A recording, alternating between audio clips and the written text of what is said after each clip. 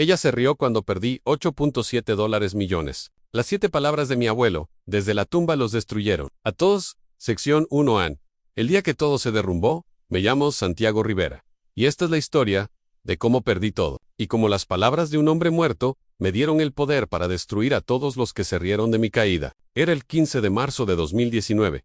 Recuerdo cada detalle de ese día, como si hubiera sido ayer. El sol brillaba con una intensidad cruel sobre la Ciudad de México. Uno de esos días donde el calor te hace creer que todo es posible, que tus sueños están al alcance de la mano.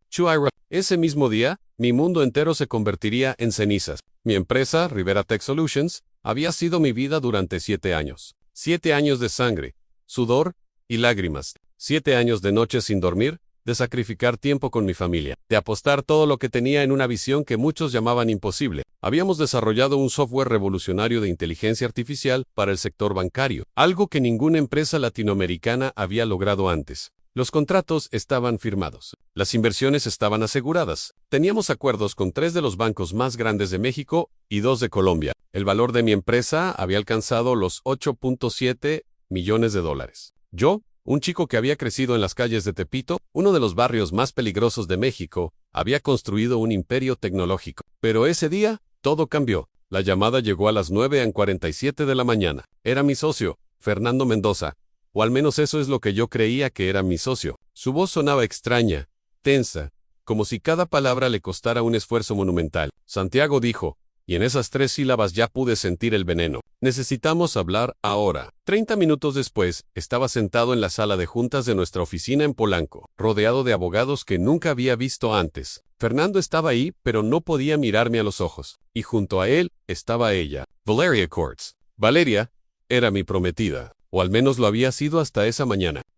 Con ese cabello negro que caía como una cascada sobre sus hombros, y esos ojos verdes que me habían hecho creer en el amor a primera vista 3 años atrás. La conocí en una conferencia de tecnología en Monterrey. Ella trabajaba en relaciones públicas para una firma de inversión. Me dijo que creía en mí, en mi visión, en mi sueño mentirosa, el abogado principal, un hombre con traje gris y corbata roja que parecía disfrutar cada segundo de mi sufrimiento. Abrió una carpeta y comenzó a explicar lo inexplicable. Fernando había estado vendiendo información privilegiada de la empresa a nuestros competidores durante los últimos 6 meses. Pero eso no era todo. Había manipulado los libros de contabilidad, había creado empresas fantasma, había desviado fondos y Valeria había sido su cómplice desde el principio. ¿Desde el principio?, pregunté, sintiendo como mi garganta se cerraba. ¿Qué significa eso? Valeria finalmente me miró y sonrió. En esa sonrisa nunca la olvidaré. Era una sonrisa de victoria,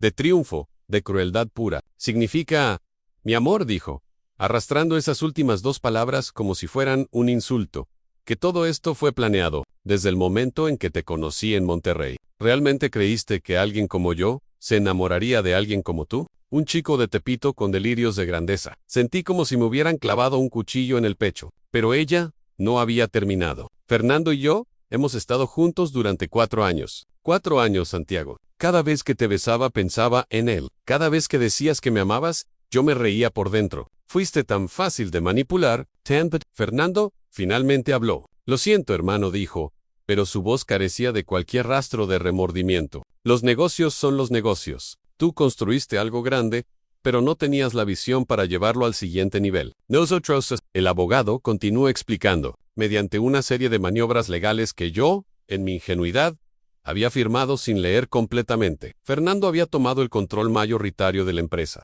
Las acciones que yo creía que eran mías, en realidad estaban registradas bajo estructuras corporativas que él controlaba. Los contratos con los bancos habían sido transferidos a una nueva empresa, propiedad de Fernando y Valeria. Rivera Tech Solutions, mi bebé, mi sueño, ahora les pertenecía. Y yo no tenía nada. Hay más, dijo el abogado con una sonrisa que revelaba dientes demasiado blancos. Debido a ciertas cláusulas de responsabilidad que firmaste, tú eres personalmente responsable de las deudas pendientes de la empresa. Deudas que ascienden a $3.2 millones.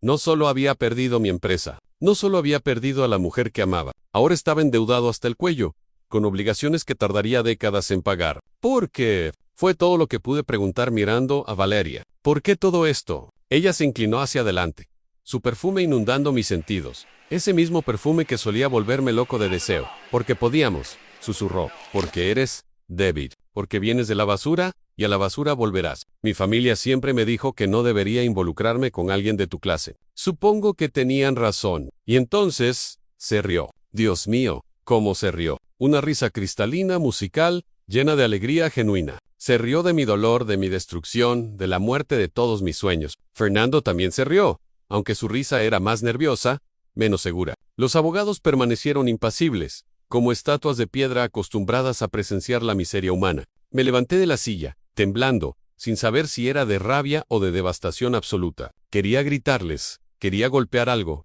quería desaparecer y nunca volver, pero lo único que hice fue caminar hacia la puerta. Santiago, llamó Valeria cuando llegué al umbral. Me giré para mirarla una última vez. Gracias por todo. Realmente construiste algo hermoso. Lástima que nunca fue tuyo. Y volvió a reírse. Salí de esa oficina. Bajé en el elevador que había subido miles de veces durante 7 años, y caminé por las calles de Polanco como un zombi. La gente me miraba raro. Debía tener una expresión terrible en mi rostro. O tal vez era que estaba llorando y ni siquiera me había dado cuenta. Las semanas siguientes fueron una pesadilla. Los bancos comenzaron a llamar exigiendo el pago de las deudas. Mi apartamento, que había comprado con tanto orgullo, tuvo que ser vendido. Mi auto, un BMW del que me sentía tan orgulloso, se fue también. Mis ahorros se evaporaron, pagando abogados que me dijeron una y otra vez que legalmente no había nada que pudiera hacer. Las firmas habían sido mías, los documentos estaban en orden. Yo había sido demasiado confiado, demasiado estúpido. Mis amigos desaparecieron. Resulta que cuando tienes dinero,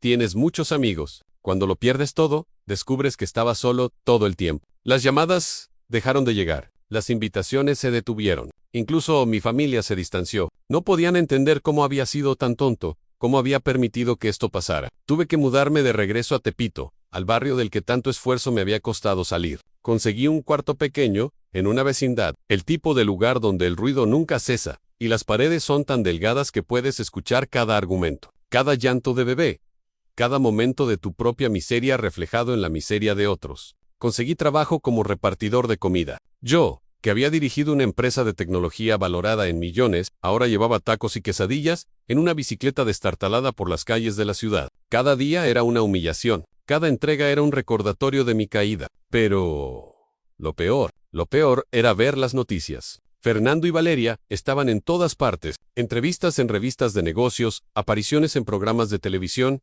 eventos de la alta sociedad. La nueva empresa revolucionaria de tecnología mexicana era celebrada como el futuro. Ellos eran los visionarios. Ellos eran los genios, y nadie mencionaba mi nombre. Era como si nunca hubiera existido. Hubo noches donde consideré el suicidio, noches oscuras del alma, donde la tentación de simplemente terminar con todo era casi irresistible. Tenía las pastillas, tenía el plan. Solo necesitaba el coraje, o la cobardía, dependiendo de cómo lo mires. Pero algo me detenía. No sabía qué era, no era esperanza, eso seguro. La esperanza había muerto hacía mucho tiempo. Era algo más primitivo, más terco. Una pequeña voz en el fondo de mi mente, que susurraban todavía no espera, algo va a cambiar. Esa voz sonaba familiar, aunque no podía identificarla. No, hasta mucho después. Pasaron 6 meses en ese infierno. 6 meses de dolor, humillación y furia reprimida. 6 meses de ver a las personas que me habían destruido prosperar mientras yo apenas sobrevivía.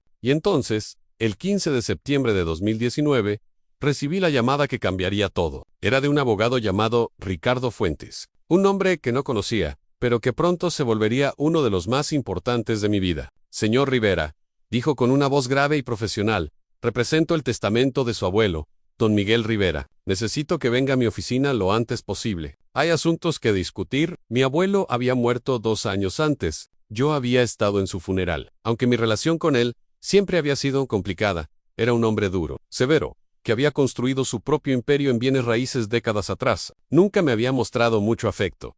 Nunca me había dicho que estaba orgulloso de mí, incluso cuando Rivera Tech Solutions comenzó a despegar. ¿Qué asuntos?, pregunté, confundido. Asuntos que no puedo discutir por teléfono, señor Rivera, pero le aseguro que es de vital importancia que nos reunamos. Mañana a las 10 de la mañana, ¿le viene bien? No, Tenny.